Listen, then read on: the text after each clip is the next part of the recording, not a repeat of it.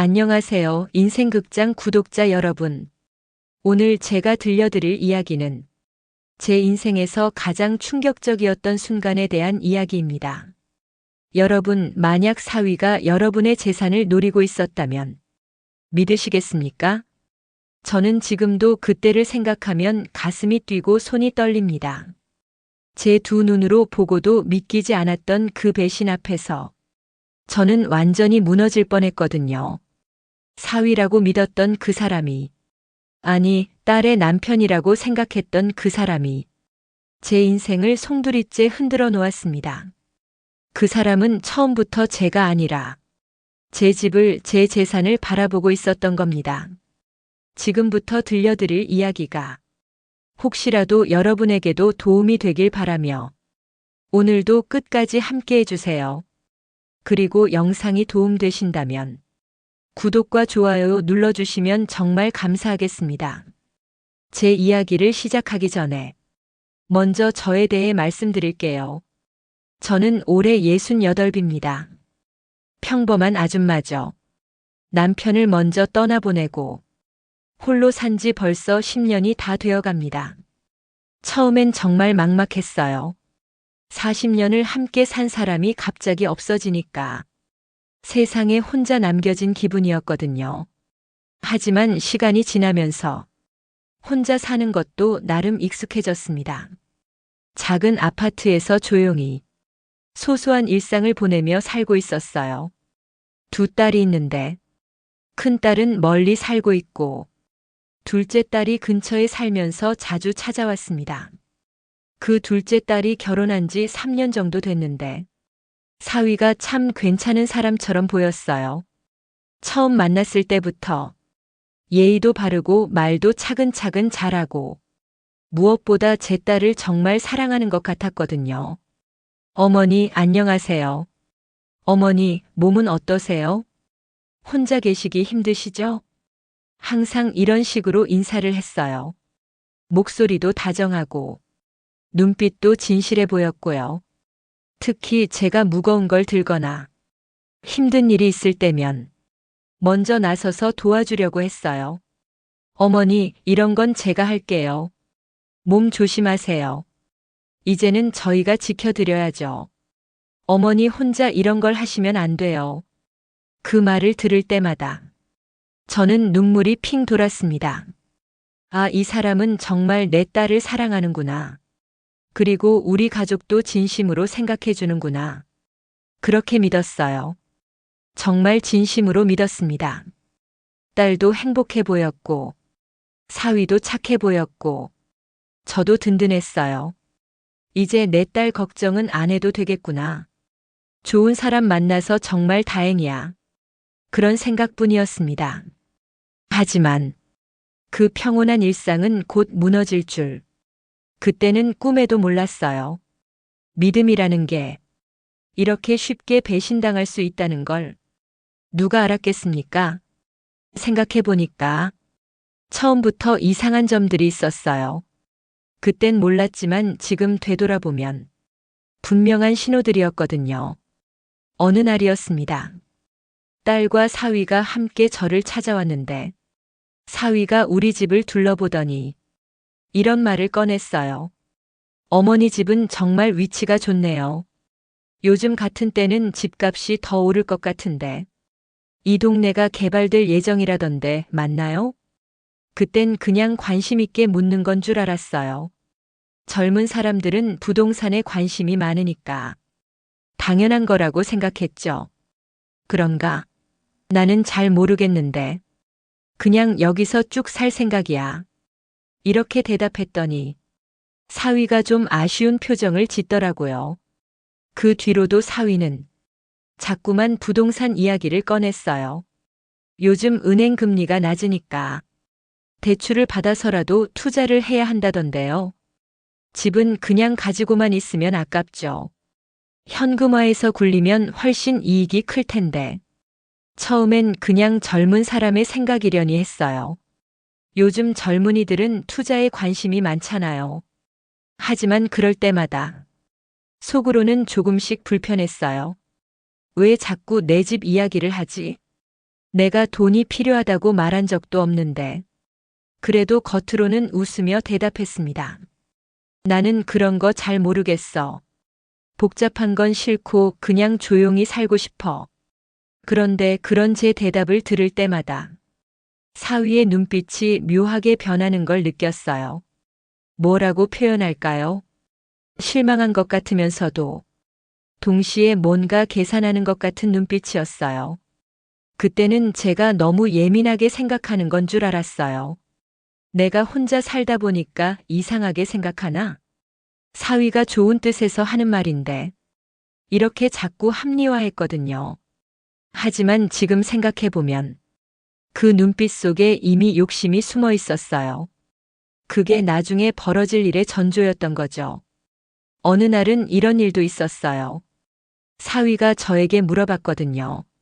어머니, 혹시 이 집 말고 다른 재산도 있으세요? 예금이나 적금 같은 거. 순간 저는 깜짝 놀랐어요. 왜 갑자기 이런 걸 묻지? 왜 그런 걸 물어보니? 그랬더니 사위가 당황하면서 아, 그냥 어머니 노후 준비가 잘 되어 있나 해서 혹시 부족한 게 있으면 저희가 도와드려야죠. 말은 그럴듯했어요. 하지만 뭔가 석연치 않았거든요. 그 말투와 표정이 진짜 걱정해서 묻는 게 아니라 제 재산 규모를 파악하려는 것 같았어요. 그날 밤에 혼자 생각해 봤어요. 내가 너무 의심이 많나? 사위가 나쁜 뜻이 있을 리가 없는데. 하지만 마음 한구석에서는 계속 불안한 기분이 들었어요. 뭔가 잘못되고 있다는 느낌. 그게 바로 직감이었던 거죠. 여자의 직감은 보통 맞거든요. 시간이 지날수록 사위의 태도는 점점 노골적으로 변했어요. 어느 날 딸과 사위가 함께 왔는데 사위가 아예 대놓고 이런 말을 꺼냈어요. 어머니, 솔직히 말씀드릴게요. 요즘 좋은 투자처가 있거든요. 어머니 전세금 좀 빼서 투자하실 생각 없으세요? 저는 깜짝 놀랐어요. 전세금이라니. 그건 제가 지금 살고 있는 집 보증금이에요. 전세금을 빼면 나는 어디서 살아? 그랬더니 사위가 뻔뻔하게 이렇게 말하더라고요. 어머니, 저희가 잘 굴려드리면 몇 개월 안에 몇 배는 벌 수 있어요. 그러면 더 좋은 집으로 이사 가실 수도 있고, 아니면 저희 집에서 함께 사셔도 되고요. 순간 저는 기가 막혔어요. 내 집을 빼앗아가면서 마치 저를 위하는 것처럼 포장하다니. 저는 단호하게 말했습니다. 아니야. 나는 그런 거 안 해. 투자는 무슨 나는 욕심 없어. 그냥 여기서 조용히 살고 싶다고. 그런데 그 순간 사위의 얼굴이 확 변하더라고요. 눈빛이 번쩍하며 싸늘해졌어요. 입꼬리도 살짝 비틀어지고. 내가 거절했다고 이렇게 변하나? 저는 소름이 돋았습니다. 이 사람의 진짜 모습을 본 것 같았거든요. 어머니 너무 보수적으로 생각하시는 것 같은데 이런 기회를 놓치시면 후회하실 거예요. 목소리도 차갑게 변했어요. 전에 그렇게 다정했던 사위가 완전히 다른 사람이 된 것 같았어요. 그날 이후로 사위의 태도는 완전히 달라졌습니다. 예전에는 저를 보면 어머니 안녕하세요 하며 밝게 인사했는데 이제는 건성으로 안녕하세요 이러고 말더라고요. 제가 무엇을 말해도 대충 듣는 척하면서 딴청 피우는 게 역력했어요. 딸한테 물어봤어요. 요즘 사위가 좀 이상한 것 같은데 나한테 왜 이렇게 차갑게 구니? 그랬더니 딸이 엄마가 투자 제안을 거절해서 그런가 봐. 집에서도 자꾸 엄마 이야기를 해. 뭐라고? 엄마가 너무 고집스럽다고. 좋은 기회를 놓친다고. 그런 식으로 살면 손해라고. 딸의 말을 들으니까 더욱 화가 났어요. 제가 제 돈을 제 맘대로 쓰는 게 왜 사위 눈치를 봐야 하나요? 제가 투자를 안 한다고 왜 고집스럽다고 하나요? 그때부터 저는 알았어요. 이 사람이 저를 보는 시선이 그냥 재산을 가진 장애물 정도라는 걸. 그런 날들이 몇 주 지나던 어느 날, 딸이 혼자 저를 찾아왔어요. 평소와 달리 표정이 굉장히 어두웠어요. 뭔가 심각한 일이 있는 것 같았거든요. 엄마, 할 말이 있어. 딸의 목소리도 떨리고 있었어요. 저는 가슴이 철렁했어요. 뭔가 안 좋은 일이 생겼구나. 왜? 무슨 일이야? 딸이 한참을 망설이더니 결국 울먹이며 말했어요. 엄마, 사실은 우리 남편이 엄마 집 담보로 대출을 받자고 해. 그 순간 제 머리가 하얘졌어요. 귀를 의심했어요. 뭐라고? 엄마 집을 담보로 잡고 큰 돈을 빌려서 사업을 하겠다는 거야. 자기가 확실한 정보가 있다면서 몇 달 안에 몇 배로 불려놓겠다고. 저는 더 이상 들을 수가 없었어요. 의자에 주저앉으면서 온몸이 떨렸어요. 그래서 너는 뭐라고 했어? 나는 반대했어, 당연히. 엄마 허락도 없이 어떻게 그런 일을. 하지만 남편이 계속 우겨. 딸도 울고 있었어요. 사위와 이 일로 많이 싸웠나 봐요. 엄마, 미안해. 내가 잘못 사람을 봤나 봐. 처음에는 정말 좋은 사람인 줄 알았는데. 저는 딸을 달랬어요. 하지만 속으로는 분노가 치밀어 올랐어요. 이 사람이 정말 이렇게까지 나오나? 내 집을 담보로 잡겠다고. 내 허락도 없이? 그날 밤 잠을 하나도 못 잤어요. 계속 생각하니까 더 화가 났거든요. 이 사람이 저를 접근한 이유가 처음부터 제 재산 때문이었구나. 딸을 사랑해서가 아니라 제 집 때문이었구나. 모든 퍼즐이 맞춰지기 시작했어요. 처음에 집 얘기를 자꾸 꺼낸 것도, 제 재산 규모를 물어본 것도, 투자를 권한 것도 다 계획된 일이었던 거죠. 저는 더 이상 참을 수 없었어요. 이런 식으로 당하고만 있을 수는 없었거든요. 다음 날 아침에 딸한테 전화했어요. 사위 좀 불러라. 나하고 직접 이야기해야겠어. 딸이 걱정하며 말했어요. 엄마, 괜히 더 싸우게 될 것 같은데.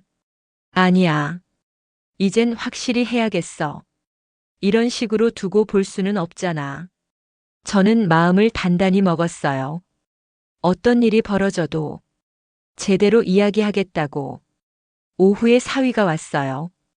표정부터 이미 불쾌해 보였어요. 마지못해 온 티가 확연히 났거든요. 무슨 일로 부르셨어요?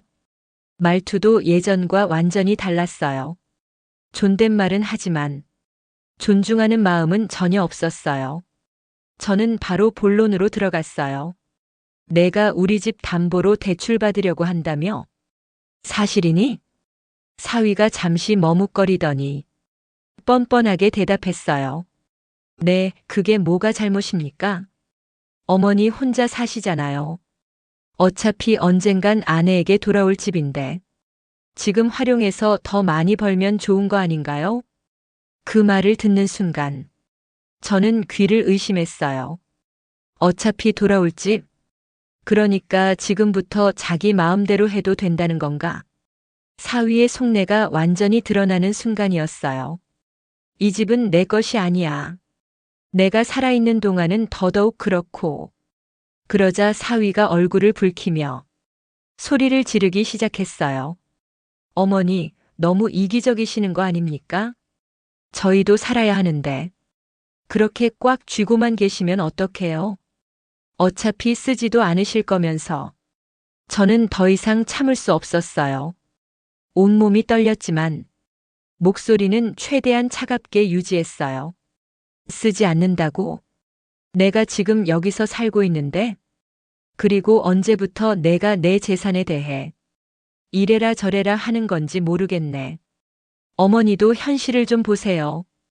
요즘 세상이 어떤 세상인데 그렇게 안주하기만 하면. 안주? 그 순간 제 안에 쌓였던 모든 울분이 폭발했습니다. 내가 누군데 나한테 안주한다고 하니? 내가 내 집에서 사는 게 안주야? 내가 원하는 대로 안 해준다고 나를 이기적이라고 하는 거야? 사위도 완전히 본색을 드러냈어요. 어머니 같은 분들이 문제예요. 기회가 와도 못 알아보고 젊은 사람들 발목이나 잡고 그 말을 듣는 순간 저는 모든 걸 알았어요.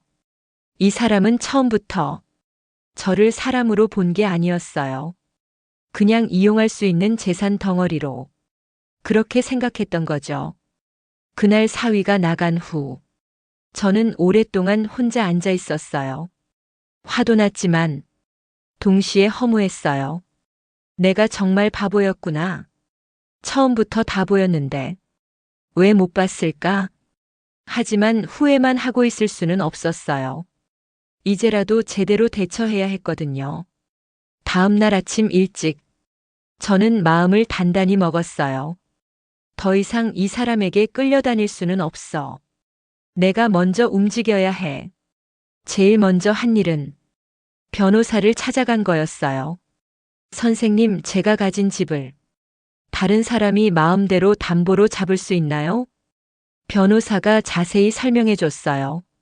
집 명의가 본인이시면 본인 동의 없이는 불가능합니다. 하지만 가족이 서류를 위조하거나 협박을 할 수도 있으니 조심하셔야 해요. 그 말을 듣고 저는 더욱 확신했어요. 뭔가 조치를 취해야 한다고. 그럼 제가 살아있는 동안 절대 다른 사람이 손댈 수 없게 그렇게 할 수 있는 방법이 있나요? 변호사가 몇 가지 방법을 제시했어요. 그 중에서 가장 확실한 방법은 신탁을 맡기는 거였어요. 큰아들에게 명의는 넘기되 실제로는 어머님이 살아계시는 동안 아무도 손댈 수 없게 하는 겁니다. 저는 바로 결정했어요. 그렇게 해주세요. 일주일 후 모든 법적 절차가 완료됐어요.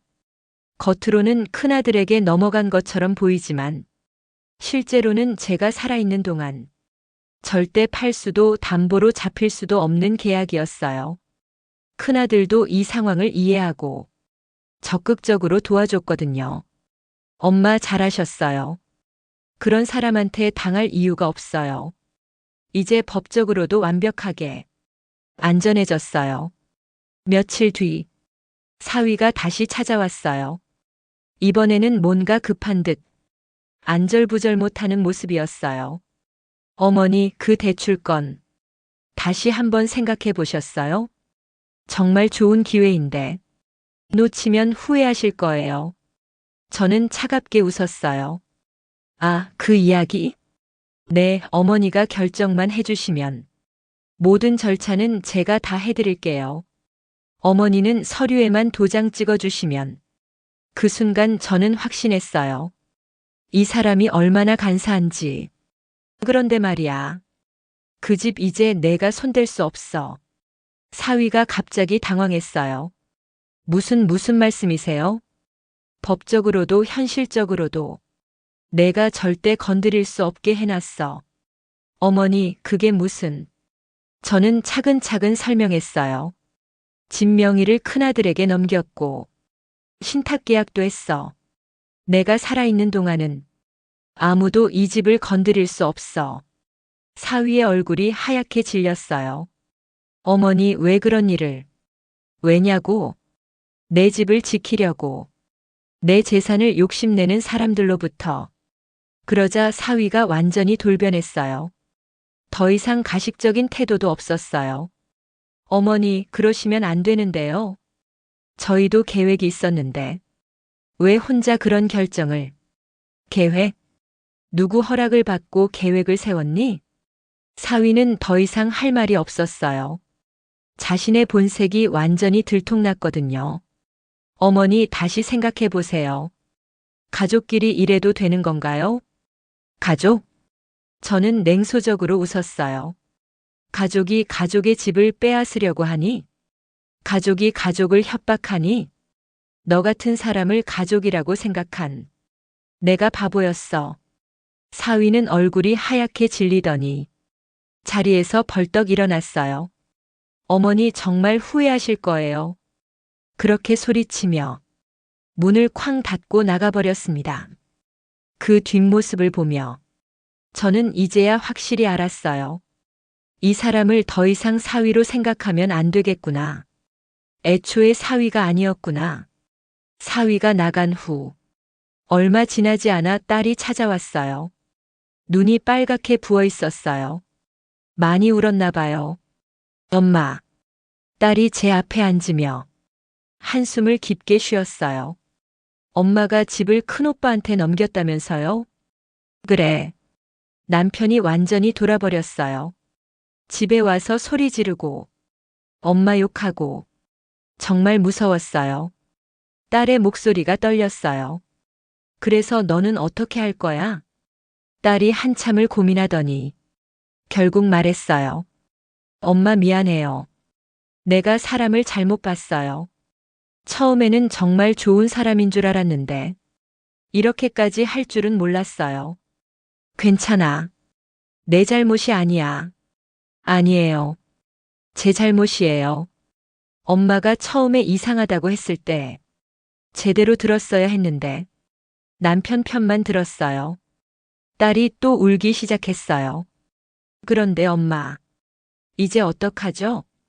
집에서는 계속 엄마 욕하고 저보고 엄마를 설득하라고 해요. 넌 어떻게 하고 싶어? 저는 딸이 한참을 망설이더니 드디어 말했어요. 저는 엄마 편이에요. 아무리 남편이어도 엄마를 이렇게 대하면 안 되는 거잖아요.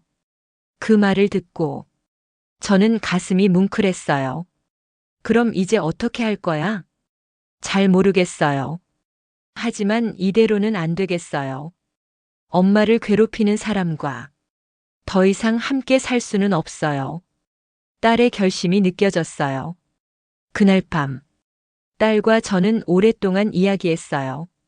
엄마, 처음에 남편이 어떻게 접근했는지 아세요? 응. 첫 만남 때부터 엄마 이야기를 자꾸 물어봤어요. 엄마가 혼자 사시는지, 집은 어디에 있는지, 다른 가족은 없는지. 그 말을 들으니까 소름이 돋았어요. 그때는 저도 남편이 저를 정말 사랑해서 제 가족까지 관심 갖는다고 생각했어요. 그렇구나. 하지만 지금 생각해 보니까 처음부터 계획이 있었던 것 같아요. 저를 통해서 엄마께 접근하려는. 딸도 이제야 깨달은 거예요. 자신이 이용당했다는 걸. 엄마, 정말 죄송해요. 제가 바보였어요. 아니야. 사랑에 빠지면 그럴 수 있어. 누구나 그래. 하지만 엄마를 이렇게 힘들게 했는데. 괜찮아. 이제 알았으니까. 우리는 그날 밤 정말 오랜만에 진솔한 대화를 나눴어요. 딸도 그동안 얼마나 힘들었는지 털어놓았거든요. 엄마, 사실 집에서도 맨날 엄마 이야기만 해요. 엄마 집이 얼마나 되는지, 엄마가 돈이 얼마나 있는지, 그런 이야기만 하루 종일. 많이 힘들었겠구나. 내 처음에는 그냥 관심이 많은 건가 보다 했는데 점점 이상해지더라고요. 그래도 잘했어. 엄마한테 말해줘서. 그날 대화를 통해서 저는 딸이 얼마나 힘든 상황에서 고민했는지 알 수 있었어요. 그리고 딸도 제 입장을 이해하게 됐고요. 그로부터 며칠 후 딸이 다시 찾아왔어요. 이번에는 표정이 많이 달라져 있었어요. 뭔가 결심한 얼굴이었거든요. 엄마, 결정했어요. 뭘? 남편과 헤어지기로 했어요. 저는 깜짝 놀랐어요. 설마 그런 결정을 내릴 줄은. 정말이야? 그렇게 해도 괜찮겠어? 네. 더 이상은 안 되겠어요. 엄마를 이렇게 괴롭히는 사람과 어떻게 계속 살겠어요? 딸의 목소리에는 확고한 의지가 담겨 있었어요. 그 사람이 뭐라고 하던 처음에는 화내고 소리 지르고 그랬어요. 엄마가 나를 세뇌시켰다고, 가족을 이간질시켰다고. 그래서 제가 말했어요. 세뇌가 아니라 깨달음이라고. 당신의 진짜 모습을 이제야 봤다고. 딸이 정말 당당하게 남편과 맞섰다는 게 대견했어요. 마지막에는 그 사람이 말하더라고요. 나중에 후회할 거라고. 엄마 재산 하나도 못 받을 거라고. 그 말을 듣고 저는 더욱 확신했어요. 이 사람이 얼마나 저질인지. 그래서 뭐라고 했어? 제가 그랬어요. 엄마 재산은 엄마 것이고 저는 그런 거에 관심 없다고. 그런 생각으로 결혼했으면 애초에 결혼하지 말았어야 했다고. 정말 자랑스러웠어요. 제 딸이 이렇게까지 당당하게 말할 수 있다니. 힘들지 않아? 물론 힘들어요. 3년을 함께 살았는데. 하지만 엄마가 더 소중해요. 그리고 이런 사람과 계속 살면 저도 이상해질 것 같아요. 딸의 말이 맞았어요. 그런 사람과 계속 살다 보면 딸도 변할 수밖에 없었을 거예요. 그로부터 6개월이 지났습니다. 딸은 결국 그 남자와 완전히 갈라섰어요. 처음 몇 달은 정말 힘들어했어요. 이혼 과정도 쉽지 않았고 혼자 생활하는 것도 어려웠거든요. 하지만 시간이 지나면서 딸의 표정이 점점 밝아졌어요. 엄마, 이제야 숨을 쉴 수 있는 것 같아. 그동안 얼마나 답답했는지. 그렇게 말하며 웃는 딸을 보니까 제가 한 선택이 옳았다는 걸 확신할 수 있었어요. 가끔 딸이 저에게 묻곤 해요. 엄마, 처음부터 알고 있었어요? 그 사람이 이런 사람인 줄.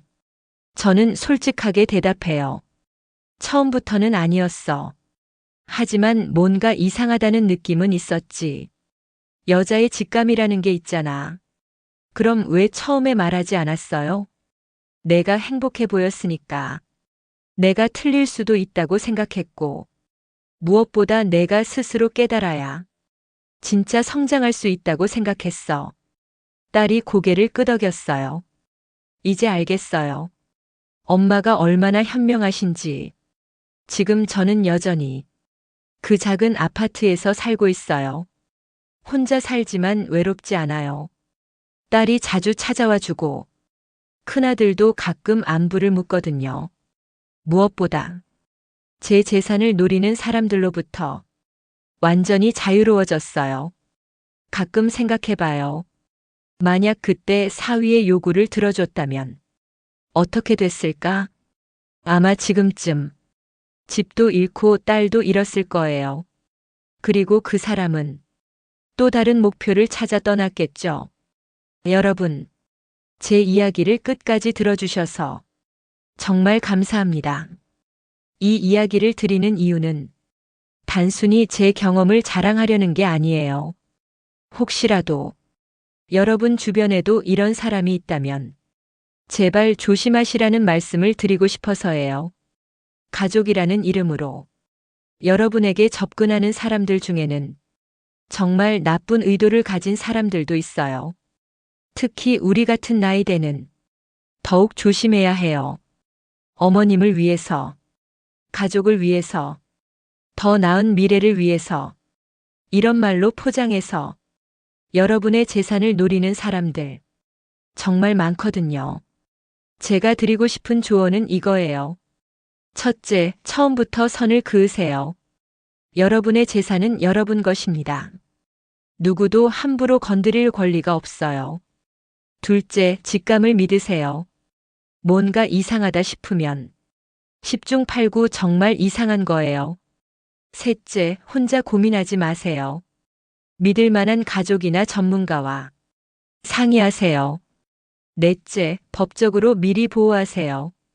저처럼 신탁이나 다른 방법으로 재산을 안전하게 지키세요. 그리고 마지막으로 가족이라고 해서 무조건 믿어서는 안 된다는 거예요. 진짜 가족이라면 여러분을 괴롭히지 않아요.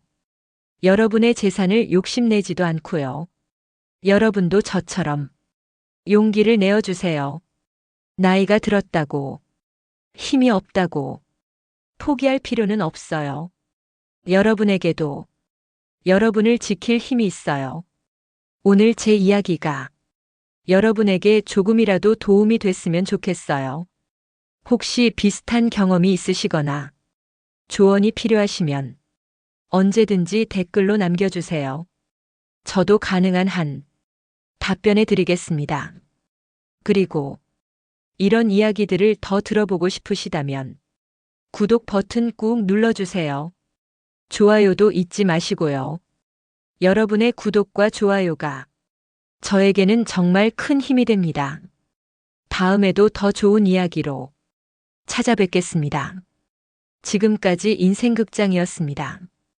여러분 모두 건강하시고 행복하세요. 그리고 꼭 기억하세요.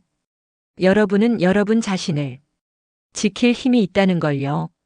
안녕히 계세요.